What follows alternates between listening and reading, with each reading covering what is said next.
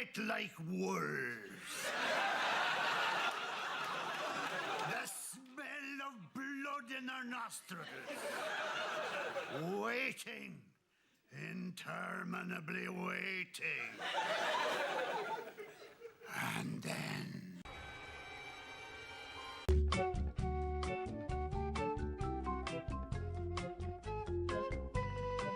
There are over 1 billion Muslims worldwide, ranging in every size, shape, and color, even though Hollywood and the news might lead you to believe otherwise. You mean you might lead us to believe otherwise?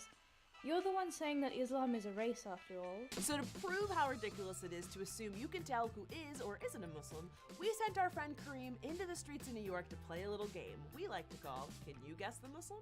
In other words, can you guess how long it's going to take for them to debunk their own stupid regressive arguments? In the first 30 seconds of this video, you've already proven that whenever you say, "You're racist," when we criticize Islam, you're actually the wrong one. So you can't use that argument anymore. But just wait for this part. And we're here to see if people can guess who is or isn't a Muslim. There's 5 people on this list that are Muslim. Since 25% of the world is Muslim, and I want you to choose them. So you say, guess the Muslim. They come in all shapes and sizes, and yet every single person on this list is either brown or looks slightly Middle Eastern in some way. Great way to reinforce the stereotype. You know, I kind of think that MTV secretly knows that this is the weirdest doublethink I've ever seen. So they tell you that Muslims come in all shapes and sizes, but when they play this game, they make every single one of them brown to reinforce the opposite. Because they can't give up the race card. They can never give up the race card.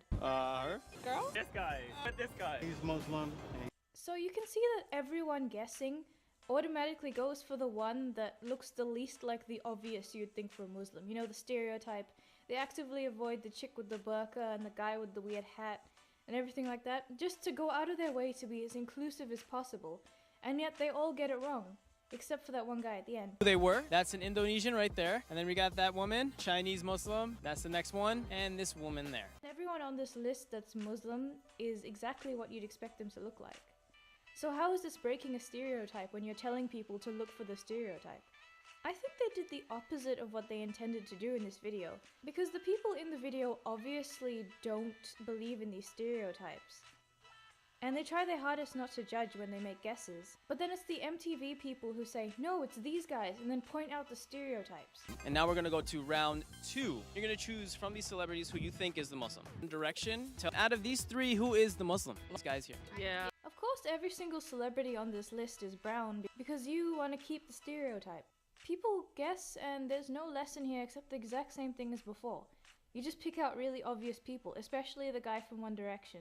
And then just for damage control, they add in the one white Muslim at the end, but then they show Donald Trump as well, and then they keep pushing like, "Look, Donald Trump, he's evil, he's evil." You can't go one video without pointing out how evil Donald Trump is. I can't. For sure, Trump. Right, it is Dr. Oz. That's really cool. Why don't more people know this? Because SJWs are the ones that keep telling us that Muslims look a certain way and that white people are all evil because they don't look that way. That question looked kind of scripted, but, you know, I'm just not going to say anything more about that. It's just damage control. It's exactly like when feminists go like 10 minutes talking about how evil men are and how women are just these delicate flowers that need to kill all men in order to survive in society. And then for the last minute of the video, they just talk about, "No, but it's for men too. Men have problems. We care about men." Just so that you can't say that they're man haters or anything like that, because they'll just point to that last minute of their video and go, "Oh no, but we talked about men. The patriarchy affects men too, right?" Okay. I just feel like I cannot choose. I honestly can't. Is it just me, or does everyone in the video look incredibly awkward? Like, they're trying hard not to sound racist because they don't want the MTV people to judge them. But then there's the finishing notes. What did you learn from this? It's impossible. It's impossible. You can't do it. I'm not great at profiling people, I guess. That's actually a good thing. How can this guy say you can't really judge, don't profile, when the entire social justice progressive stack is based on profiling people based on their race and their gender? Just what they look like, what they are. That's profiling. Massive amounts of discrimination with the Orlando shooting, which is crazy because a lot of my Muslim friends are queer. Are they the same walking contradictions from the other MTV video? And it's terrifying to walk around and be afraid that people are going to judge you based on your look and then perpetuate those stereotypes onto you. And it's really wrong and scary. Yeah, you know what's more terrifying?